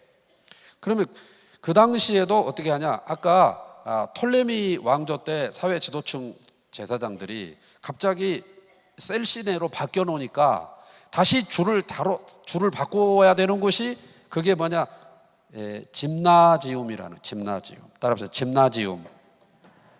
짐나지움이 뭐냐면은 지금 이게 이 단어가 쓰이잖아요. 우리는 헬스장 간다 이렇게 하는데 그건 콩글리시고, 헬스장, 헬스클럽을 원래는 짐이라고, 체육관. 짐. 이게 뭐냐면은 그리스에 올림푸스 산이 있단 말이에요. 그 올림푸스 산에서 뭐를 하냐? 올림픽을 하는 거예요. 올림푸스 산에서 온 게 올림픽이란 말이에요. 자, 그러면 거기서 뭐를 하냐면은 이 사람들이 그 올림픽 이번에 파리에서 있었잖아요. 그러면 그런 걸 올림픽 할 때 그 영상에 나오는 것 중에 보면은 옛날 고대 올림픽 조각이나 그림이 나올 때 보면 특징이 두 가지예요. 하나는 다 남자다. 두 번째 특징은 뭐냐? 다 벗었다. 이 두 가지. 나체고 남자예요. 부끄럽구루. 왜 그러냐? 그 올림푸스 산에서 하는 그 운동 경기가, 짐나지움이 단순한 체육 활동이 아니고 종교 행사인 거예요. 올림푸스 신들을 향한 제의 성격이 있었어요. 그래서 어떻게 하냐? 밑에다 금줄을 쳐, 금지하는 줄, 못 올라와. 여자들은 가라. 이렇게 되는 거예요. 남자들만 가서 하는 거예요. 보는 사람도 남자, 하는 사람도 남자. 자, 그러면 뭐가 문제가 되냐면 아까 제사장 자제들, 자기들도 제사장, 이 사람들이 거기 참가를 하는 거예요. 왜? 줄을 서시오. 줄을 서는 거예요. 문제는 뭐냐? 이방 신들을 섬기는 제의 성격이 있는데 갔다는 것도 문제인데 나체로 참여한다는 게 문제예요. 출애굽기 23장에 보면은 하나님께서 뭐라 그랬냐? 제사장들은 속옷을 입어라 이랬다. 쉽게 말하면 팬티를 입어라. 여러분, 당시에는 유대인들은 속옷이 없어요. 그냥 스코틀랜드 남자들도 치마 두르고 있는데 제가 보진 않았지만 안 입었어요. 시원하겠다. 안 입어. 다 유대인들도 안 입어. 그러니까 출애굽기 23장에 하나님께서 제사장들은 꼭 입어야 된다고 28장에 제가 읽어드릴게요. 그들을 위하여 배로 속바지를 만들어 허리에서부터 두 넓적다리까지 이르게 하여 하체를 생식기를 가려라. 아론과 그의 아들들이 회막에 들어갈 때나 제단에 가까이 하여 거룩한 곳에서 섬길 때 그것들을 입어야, 뭐를 입어요? 속옷. 죄를 짊어진 채 죽지 아니하리니. 속옷을 안 입으면 죽여버리겠다. 이게 제사장에게 해당되는 거예요. 그런데 지금 제사장들이 나체로 짐나지움에 하는 거예요. 짐나지움을. 그러니까 경건한 제사장들이 그걸 보면 어떻게 할까요? 뚜껑이 열리는 거예요. 분노하게 만드는 거예요. 자, 데모를 거꾸로 하면 모대죠. 모대. 모데인이라는 한 마을이 있어요. 자, 안티오쿠스 3세까지는 굉장히 따뜻하게 해주다가 4세 때 갑자기 변해요. 그래서 모든 특혜를 다 철폐하고 유대인들을 막 급습하고 학살하고 이런 일이 벌어지는데, 왜 그러냐면 한쪽에서, 자, 여기는 바벨론, 여기는 뭐죠? 바사. 여기 식스팩은 뭐죠? 헬라, 그리스. 지금 그리스잖아요. 그럼 여기 허벅지는 뭐죠? 그 다음에 뭐가 오고 있죠? 로마가 오고 있어요. 로마가 떠오니까 이 자기 아버지 안티오쿠스 3세가 로마하고 막 힘겨루기를 했는데 계속 밀렸어요. 그런데 이제 4세가 바통을 받았는데 아예 찌그러진 거예요. 그래서 갖다가 바쳐야 돼요, 조공을. 그런데 유대인들 보니까 돈이 어디가 있어요? 성전에 있어요, 금부치가. 그거 뜯어다가 벗겨다가 갖다 바쳐야 돼. 그냥 하면 저항을 하니까 어떻게 하냐면은 의식을 개조하는 거예요. 뭘로 하느냐? 그리스 신을 막 신상을 세우는, 제우스 신을 막 섬겨놓고 자기를 섬기게 하고 그리스 신을 섬기게 하고, 그 다음에 돼지를 제물로 바치게 하고. 이것은 유대인들에게 있을 수 없잖아요. 성전이 더럽혀져요. 자, 아까 모데인이라는 한 마을에 어떻게 하냐 그러면 이 유대인들을 돼지고기를 쫙쫙쫙쫙 썰어가지고 갖고 다니면서 먹여. 자, 이거 먹어. 제가 이제 최근에 그 일본에 이제 팀을 이끌고 갔더니, 일본이 나가사키를 중심으로 해서 이제 카톨릭이죠, 박해를 엄청나게 했거든요. 우리나라 그 신앙 박해는 될 수 없을 만큼 많이 죽여버렸어요, 잔인하게. 근데 그때 뭐가 있냐면은 예수님이 그려진 동판을, 손바닥만한 거를 바닥에 놓고 밟고 지나가면 살려주고 안 밟으면 죽였단 말이죠. 그런데 이번에 가서 안 건데, 안 밟으면 죽인 정도가 아니라 머뭇거리면 죽였어요. 그런데 지금 꼭 그건데, 지금 이 안티오쿠스 4세 때 뭘 하냐면은 돼지고기를 딱 갖고 와. 지금 여러분들한테 돼지고기를 딱 갖다 바치면은 김치에 싸서 그냥 너무 맛있게 드시겠지, 그냥 보쌈. 예. 그런데 이거는 있을 수가 없는 거지. 그러니까 이걸 돼지고기로 다 죽여, 돼지고기로. 그러다가 이 모데인이라는 마을에 와서 또 돼지고기로 먹어! 딱 이렇게 했는데, 나이든 제사장이 그걸 보고 붕괴가 일어나서 그 군사들을 다 죽여버렸어요, 아들들하고. 자, 근데 여기가 이제 산촌이니까 밑에 본진이 있단 말이에요. 헬라 군대가 오면은 다 죽게 생겼으니까 산으로 도망가는 거예요.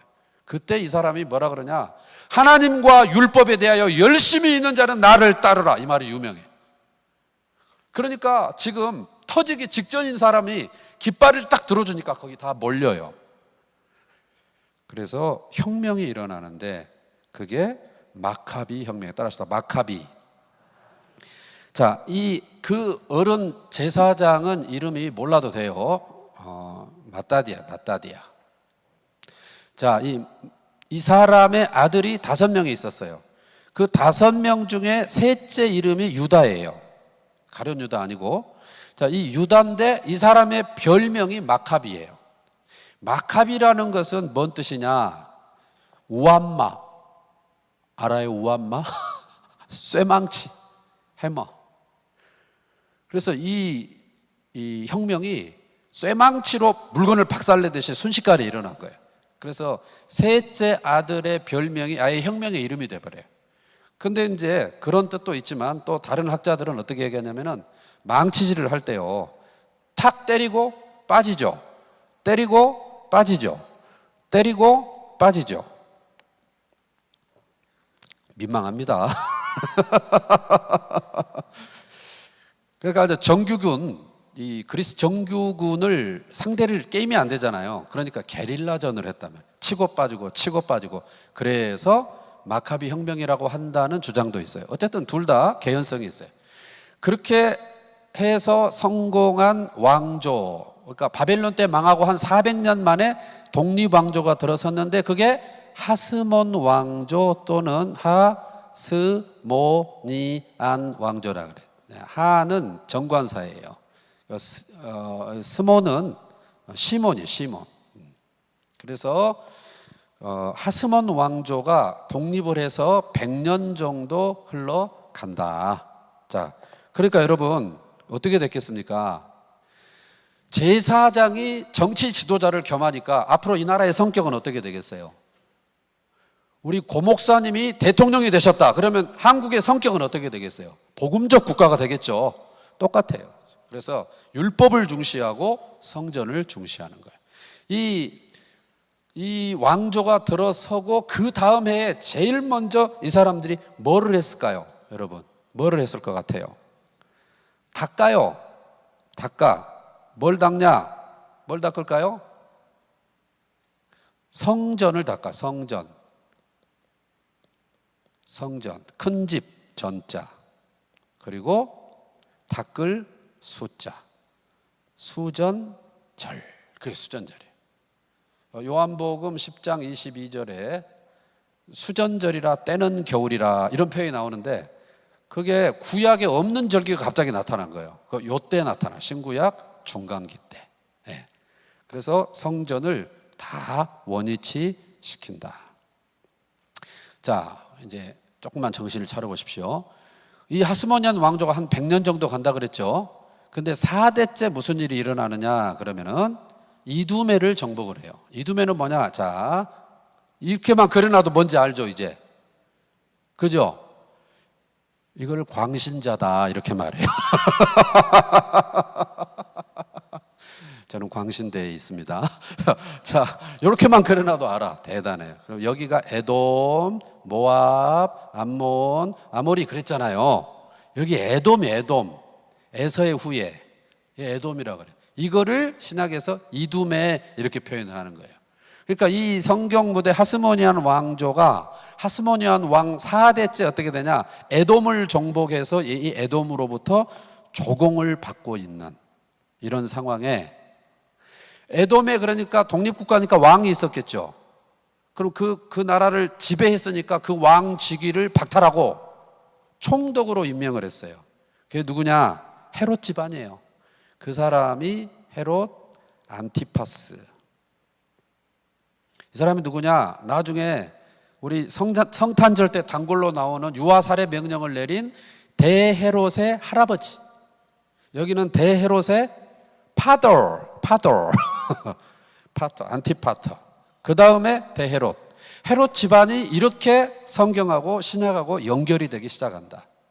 그러니까 여러분이 신약에 지금 들어갈 준비를 하는 건데 신약 때 헤롯이 막 등장하면 감정이 어떻겠는가? 성경 무대 사람들이 원래 우리가 지배하고 우리한테 조공을 바쳐야 될 이 집안이다 그 말이에요. 지금 출발은 그래요.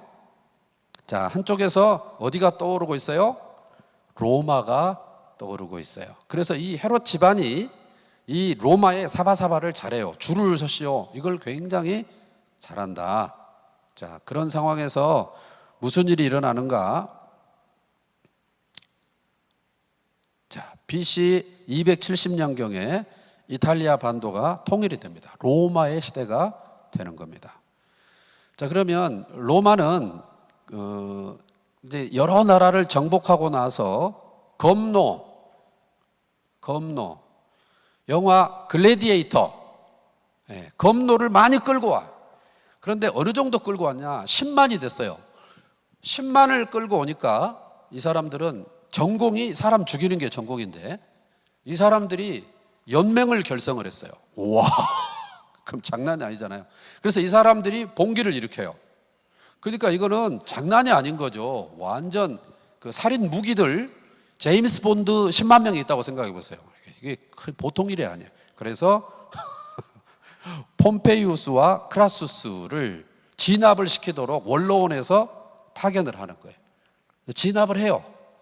그래서 나중에 여기다 한 명을 더 붙여요. 우리가 잘 아는 시저죠, 시저. 그렇게 해서 이 세 사람이 머리다. 그래서 이제 삼두 정치의 시대가 되는 거죠. 자, 그런데 이제 원로원을 누르고 이 세 대결이 이 폼 잡고 있는 폼시하고 그 다음에 시저, 카이사르하고 두 사람의 세 대결이 됩니다. 그런데 아까 헤롯 집안 있죠? 헤롯 집안이 지금 우리 성경 땅에다가 유대 국가에다가 조공을 바쳐야 되는데 로마에 줄서기를 해가지고요 눈알이 바빠요. 어디다 줄을 설까 이런 상황이에요. 자, 그래서 어디에 줄을 섰냐? 폼페이우스한테 줄을 서, 폼이 좋아서 그랬는지 폼페이에 줄을 서 가지고 이 카이사르는 프랑스 쪽을 점령을 해요. 북이탈리아 쪽을, 갈리아 쪽을. 그런데 이 폼페이우스는 아까 우리 두 개의 강이 있는 쪽 있죠. 아수르, 바벨론, 바사 그쪽 동쪽을 점령을 해요. 예.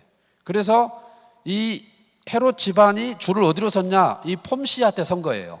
그래서 BC 63년에 폼페이우스가 이 성경 땅을 먹을 때 이 헤롯 집안이 죽창 들고 앞장선 거예요.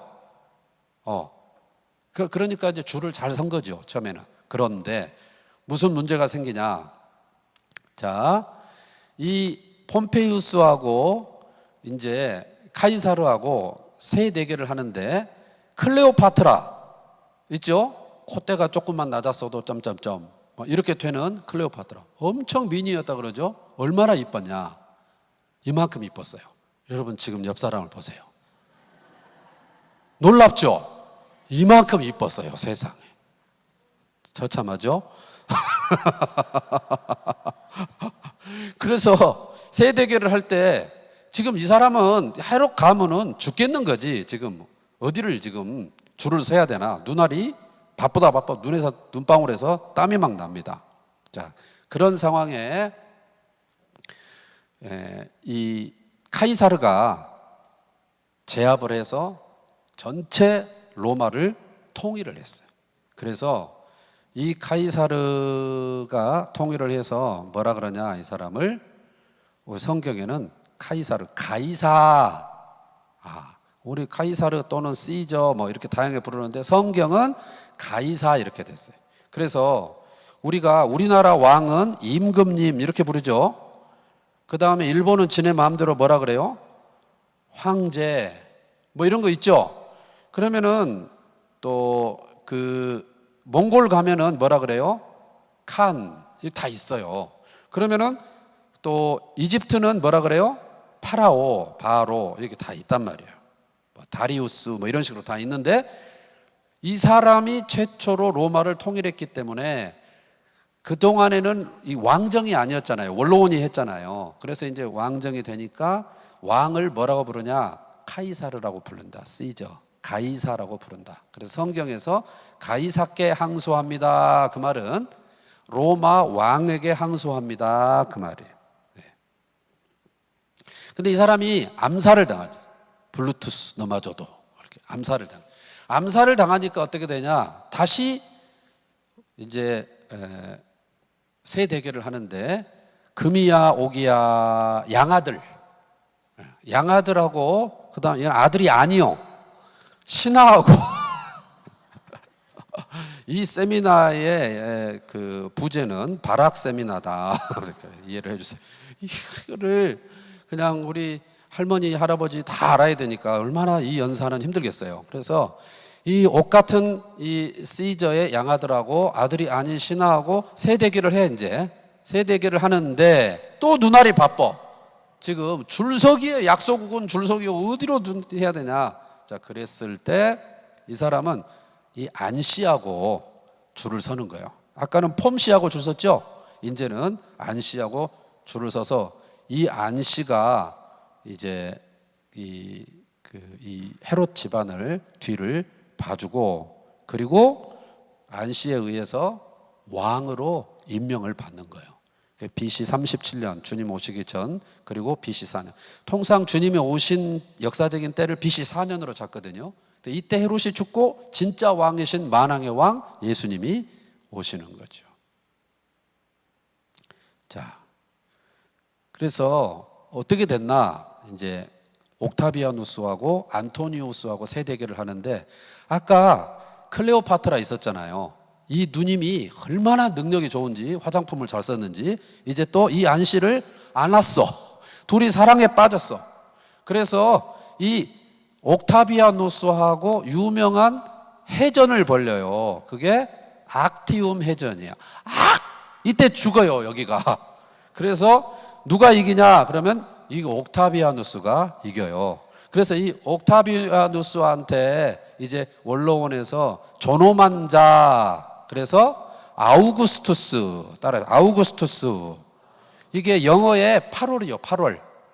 그래서 이게 아우구스투스, 이거를 성경에서는 뭐라고 번역을 했냐? 아구스도, 이렇게 무슨 도마뱀 이름같이 번역을 해놨어요.